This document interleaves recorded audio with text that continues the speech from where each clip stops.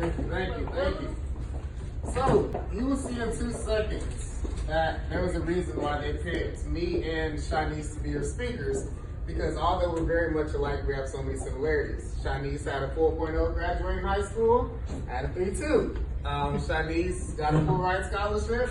I was working for that scholarship. There were many things that we were different with. She graduated summa cum laude. I graduated summa cum party. But we both are here today. We both got our masters at the same time. It's just a blessing to be here. So I'm thankful for to be here. But first, I just want to shout out Dominique and Diamond for this awesome event. I want to tell you both to keep going. I know we are in a town right now where things may not seem the most important, but the best thing about it is family. Family will keep going. As you see here, this is your family here.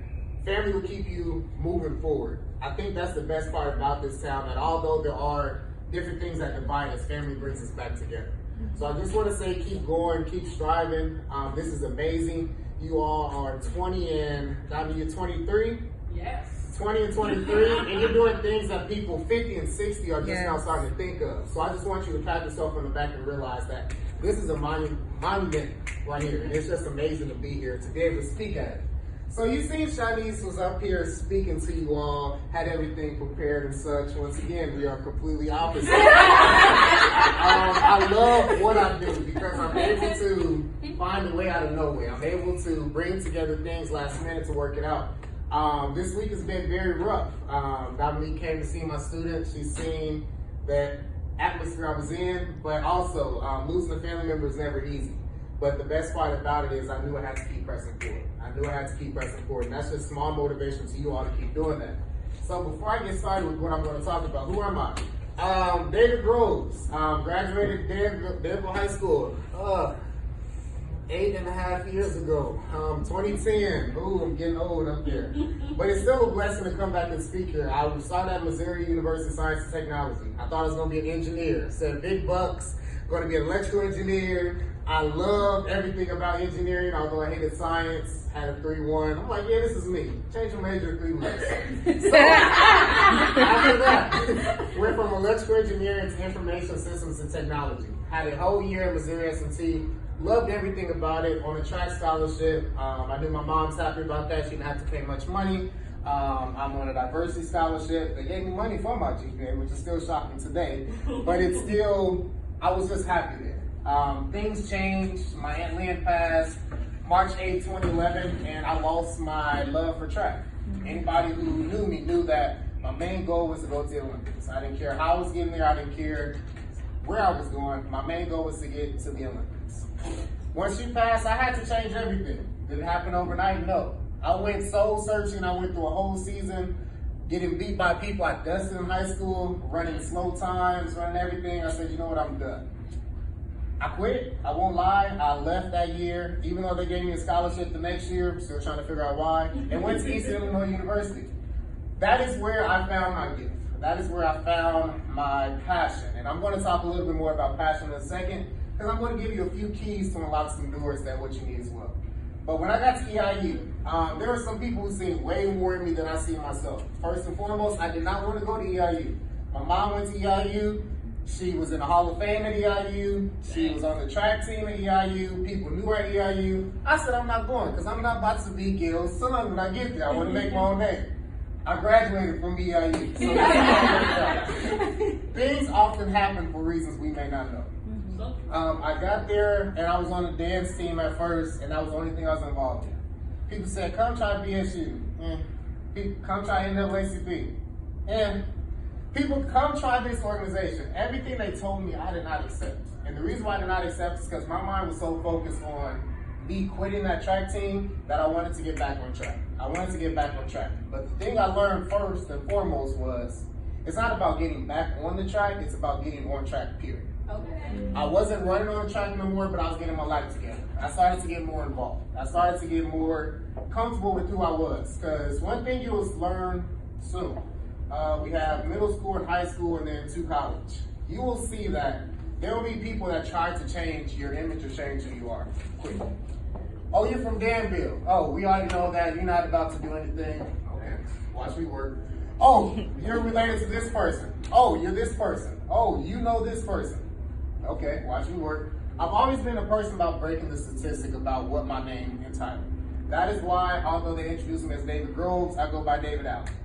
The reason why I'm doing that is because first, I wanted to start a name for myself. I didn't want to be known as Junior. And then second, I knew that my past was greater than the last name that was placed on me, so why not create an entitlement that I can myself? So I got involved in EIU. Junior year came, BSU. I won Mr. Essence. I won the scholarship through the business program based off GPA. Once again, still don't know how.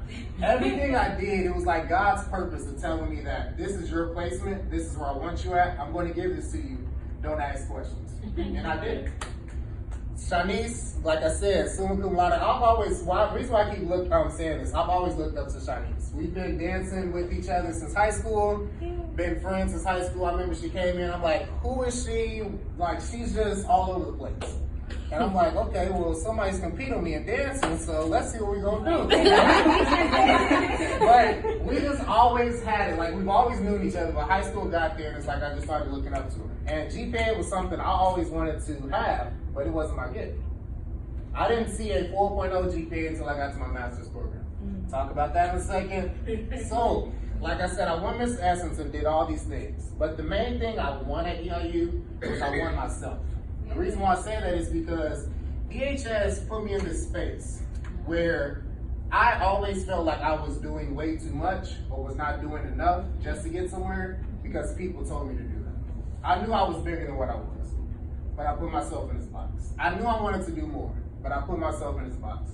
All because they said, you gotta be like us. Man, we gonna hit this party, you wanna go follow us? Although I knew I was supposed to be doing this, I'm right there with that party. Nothing else. I'm right here doing this. And it didn't take for me to learn things. And yes, science proves that women do mature faster than men. We're an example right here. But it took me until my junior year of college really to see that my purpose was way greater than what people placed on me. I started winning all these titles. I started getting this. And then senior year came, EIU homecoming came. This, all of this stuff. People's like, David, why are you like, how is this happening to you? You don't put yourself out there that much. You don't make yourself known. I didn't have to. What's for you is for you. And that's it right there. Like, never question what God has for you. Never question what God is going to do for you. The only thing you need to question is what are you going to do for yourself to put yourself in that position that God has for you. That's it from there. But like I said, we're going to talk a little bit more into everything else in a second, but I do want to get to these keys because there's a whole nother journey outside of the college part.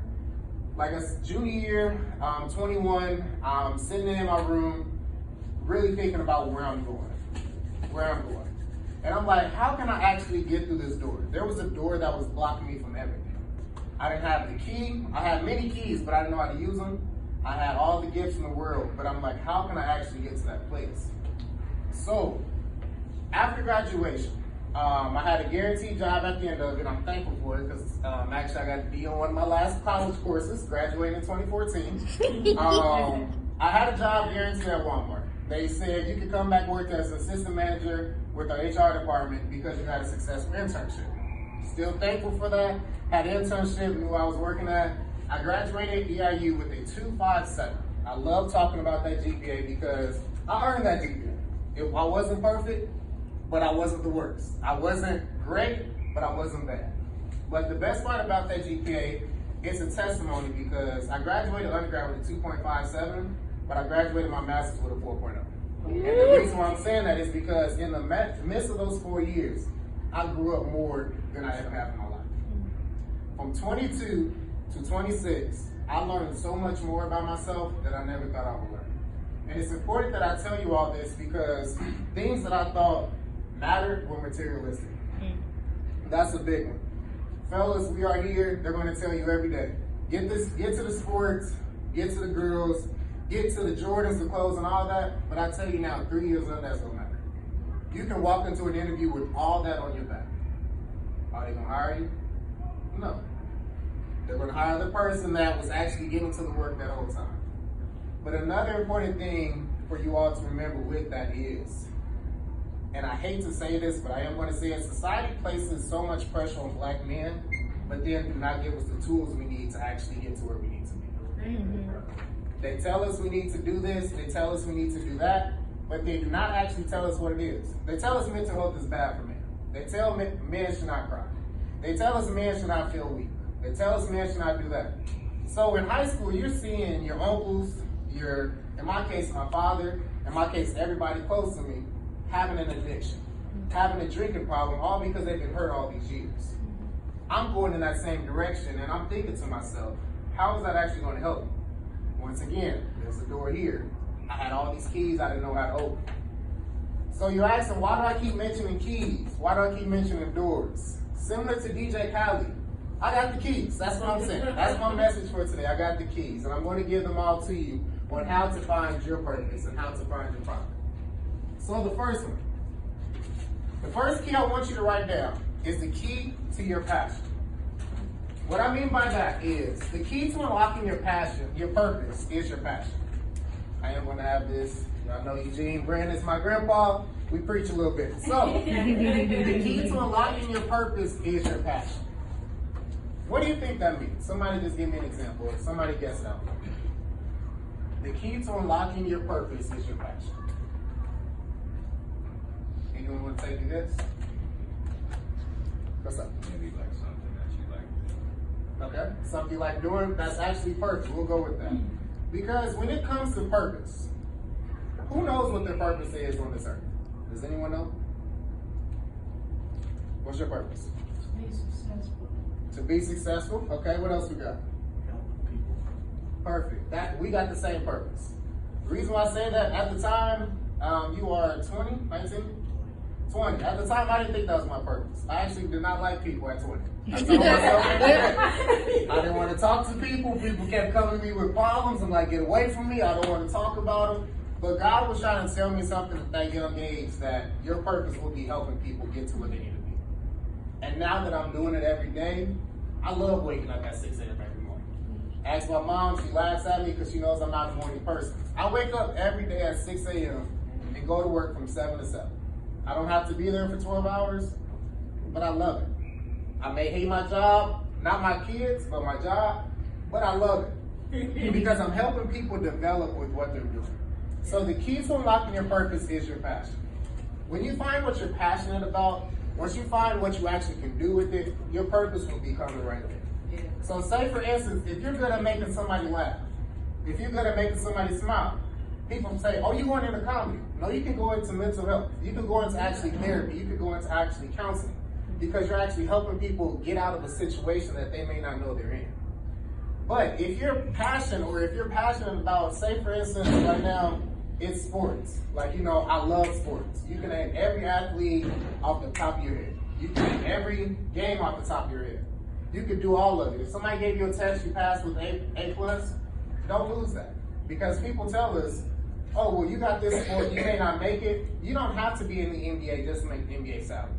Because the ones making the money in the NBA are the ones owning the team.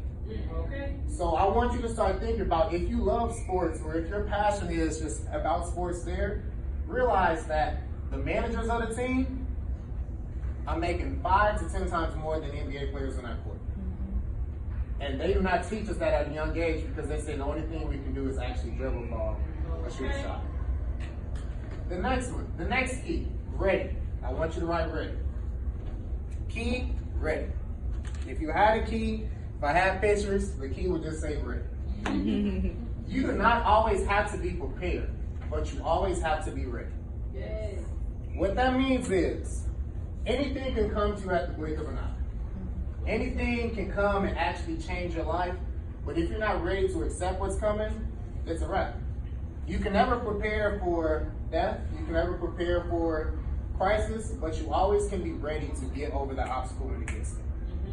For instance, for me, 2016, today, December 15th, 2 years ago, I was out at a party with my fraternity brother celebrating graduation.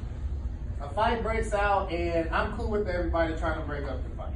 Trying to make sure nobody gets hurt that's around me. In the midst of it, I see my Neo. Also, I'm a member of Alpha Phi Alpha, F.O.C.U.S. So today, I see my Neo actually getting jumped by 3 people of another organization. I jump in, I say, it's 2 of us, 3 of them, we can take at least 3 of them. Nope. As soon as I jump in, they pull my neo out. I'm there to fight 3 of them. I end up getting jumped, having a concussion that could have cost my life that night. The reason why I tell this story is because in high school, you cannot tell me anything. I was always fighting. My mama did not understand it because my sister was this perfect A+ student. I was the ratchet one of the family, just being honest. If somebody said something to me, I was fighting. If somebody said this, I was out here causing this issue. But before that fight, or before that situation happened in 2016, I thought I could fight my way out of it. I thought if somebody said something to me, I was either going to tear you down with words, tear you down with insults, or fight you to the point. But when I was on that concrete, blacked out, and actually got to myself, the only thing I thought about doing was actually just forgiving whoever jumped. And at the time, I didn't understand it because I'm like, David, like, this not you, snap out of it. Let's go get them one by one. It just wasn't working. And I'm at the time 26, no, I was 25. And everything just clicked for me, like, this isn't you. The only reason I was doing everything in high school, the only reason I was fighting and arguing with this is because I was looking for the love of myself that I allowed other people to tell me I needed. I didn't actually want to love myself. I thought, I can do this. My dad is this, I'm gonna act this way. I see this person doing this, they're successful, I'm gonna do this way. But what's for them is so much different from me because we were raised differently.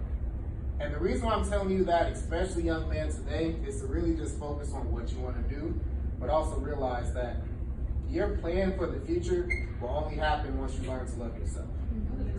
And they don't teach young men to do that. It's always the girls in the mirror, looking in the mirror, smiling, telling themselves this, but guys, we look in there and make sure nothing's in our teeth, keeps going. Scratch that. Nothing will ever happen for you until you learn to love yourself. And trust me, your wife in the future will love you just for doing that. Next one. The key is just. J-U-S-T. Right? Key, just. When someone tells you you cannot or will not do, believe them. The only trick about that part is to add the word just in there. So when they tell you you won't be successful, say you're right, I won't be successful, but, I won't be successful just yet. I won't actually do this just yet. You say I won't be rich, okay, I won't just be rich, but I will be rich and actually own my businesses. Once you add the word just into anything negative that somebody says to you, it turns into a positive. You won't graduate. I remember somebody, I still love this situation. I transferred from Missouri S&T to EIU. They told me I would not graduate in 4 years. You're right. I will not just graduate in 4 years, but I'll make sure I do this while changing my major 5 times, while doing everything from that, because I added that word just in there. It's simple as that. The next one. The key is called you. Y-O-U. This one is very important that you all know this. And I'm actually going to hold this one with you all because I want to see how you carry this forward. If you don't heal what hurt you, you'll bleed on the people who didn't cut you. I've seen this on Instagram. If you don't heal from what hurt you, you'll bleed on people who didn't cut you. I've seen this on Instagram, and I fell in love with it. So Instagram is one of my favorite tools. The reason why it's my favorite one is because I get to see people smile, but I also get to steal quotes to preach to you all later on. So, the reason why I'm talking about this one is because mentorship is so important. Do you all have mentors? Yes. I know you do, because I got to talk with you all. But do you have a mentor? Like parents or something? Just a parent, anybody. Like, you can call them and get advice at any time. Okay? What about you? All right? What about you? Cool. I challenge you to get one more. The reason why I'm challenging you to get one more is because you can never have too many mentors. You should have a mentor for every part of your life to actually add up for it. Myself, I have at least 7 mentors right now. There's one for student affairs, there's one for entrepreneurship, there's one to just make me laugh whenever I need to talk with them, there's one to give me advice, there's one to calm me down before I snap at work. I have mentors for everything, and I call them at least once every month to talk with them. But the reason why I'm mentioning mentors is because you also need mentees. You're in college, How many mentees do you have? 2, 1. I challenge you to get one more, and I challenge you to get 2 more to catch up with him, because y'all hold each other accountable. The reason for saying that is because black men, and this is for the black women in the room as well too, it's important that we begin to look for each other, but also encourage each other to keep going. Yeah. Because as you've seen with my story, also, sorry, I forgot to mention this. Undergrad, I got my degree in business management, human resources. My master's is in education, but college student personal administration. As Shanice mentioned, she's not working in the field that people thought she would, corporate America. I'm not working in human resources. But our passion is much more larger than what people place on the title. Yeah. When you have mentors, when you have friends who actually remind you and encourage you to do that, you're no longer bleeding on each other, but you're also healing the wounds that you've had for all those years. Yeah. So it's important that you have those mentors. It's important for you to have those mentees, because if you don't, you'll just continue to bleed until somebody actually comes along to patch it and make it better. The next key, fresh. F-R-E-S-H. Key, fresh. Now this is a quote that I read every morning to myself in the morning. People have the quotes of happiness. People have the quotes of just being chill. I have a quote that I read to my mom. She was like, okay, you know, that's there, but it's just a reminder of what I need to do. And I seen this one off Instagram as well. Admit it, you're dope.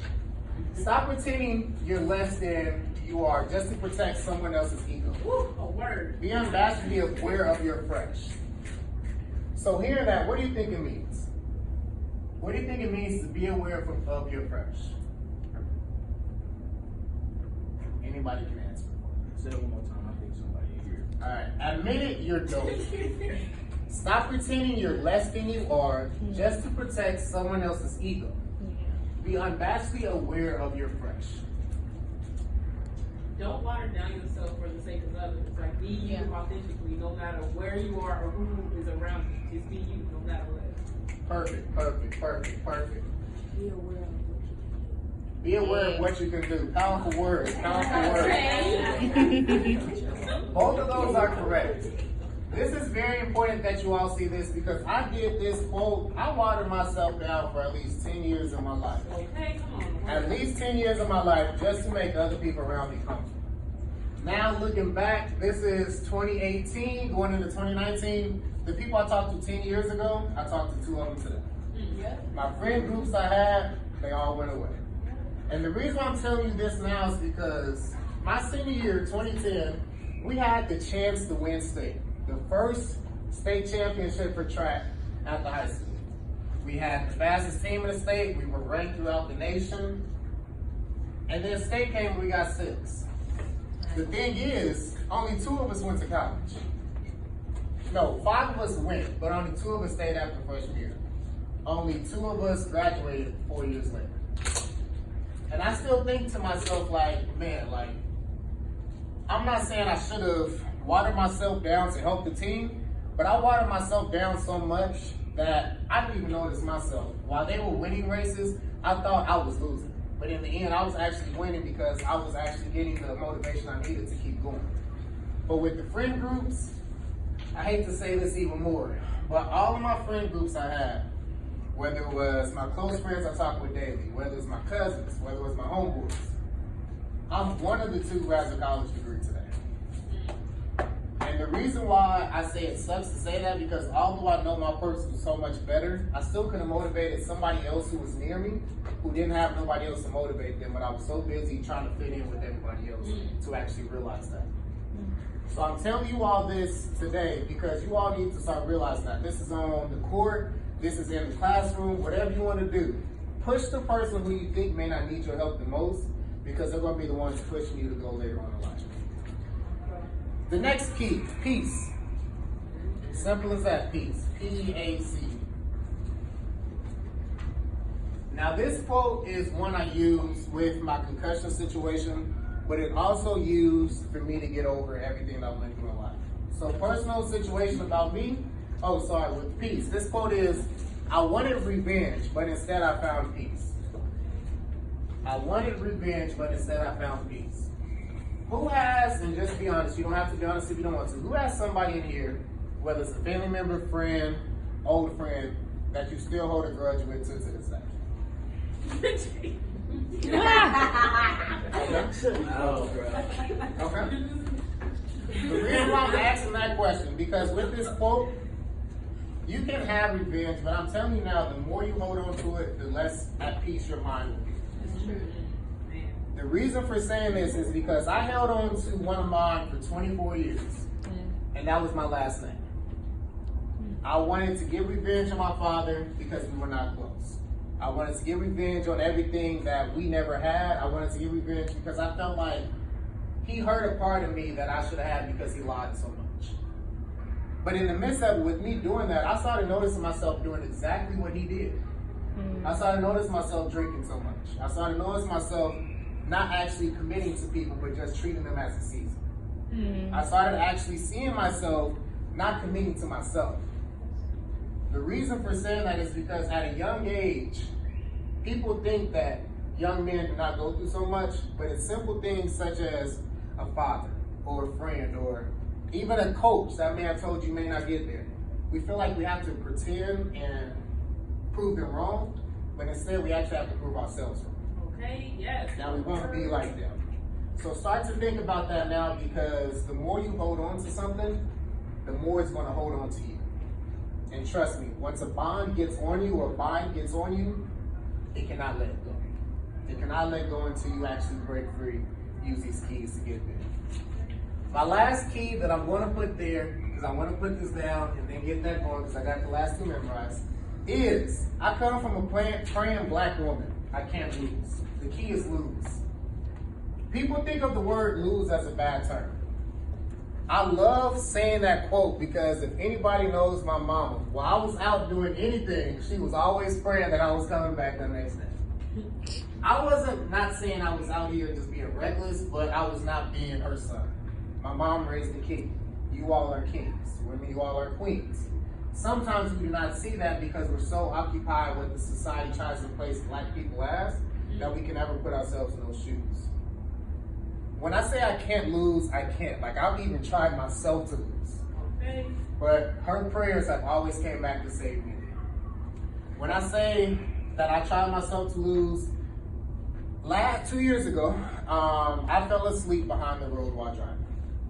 I'm telling you all these personal things because you'll see later on in life, once you become more comfortable opening up, more things will come to you. And you do not have to do it now, but when it comes, it will. I fell asleep behind the road because I was doing way too much. I was at step practice. I was in school. I was working. I was grieving. I fell asleep, and if there was not a banner on the backside of the road going from Charleston to Urbana, I would not be here talking to you all today. I still have the picture of that car because it scraped right by my head while I fell asleep all the way through the back of the car. But if that banner wasn't there, my car would have flipped over, and there's no telling what would happen with that car. It's still tough to talk about to this day, but it's still a sweet piece that I have because I started to be more aware of what I was doing. I started to be more aware of the people around me. I started to be more aware of life. I started loving life more. And the reason why I'm telling you all this is because I don't want you to get to my age and then start to regret things that you should have did 10 years ago. Or start to regret things you should have did last year. Because we only have one life. Whether you use it today or wait 10 years from now, the thing that you're waiting for is still going to happen. Yeah. But it's just the timing that plays the effect. Ooh, okay. So the keys you have right there can open so many doors. Whether it's a small door, whether it's a big door. You all will run into these doors at all times. But if you start taking it serious now, I can guarantee you, I'm talking to you today, 27 years old, teaching. I have my own foundation, I have my own business. But if you start doing those keys now, you will have your own foundation making 5 figures each year. You'll have your own business making 6 figures each year. Because it starts with this. There's 5 young men here today, besides the family. You all are doing something that somebody else is not. Yes, there's so much going on today. Yes, there's so much happening in Danville today. But the fact that you are here just shows you that the seed that you just planted, that Shanice just talked about, is actually going to keep moving from there. Not saying your homies that didn't come are not going to have that same seed, but your seed is special. You're watering it now. You're starting to harvest it now. The good thing about harvest is it takes a while to get there, but once it blooms, it feeds millions. It doesn't just feed one person, but millions. So start to think about that now with your journey, with your purpose, with everything that you want to do, because if you don't, you will just keep watering that same seed that only feeds you. And if it's only feeding you, what good is it doing to the world when you're not actually helping yourself? Are there any questions for me? All right, you said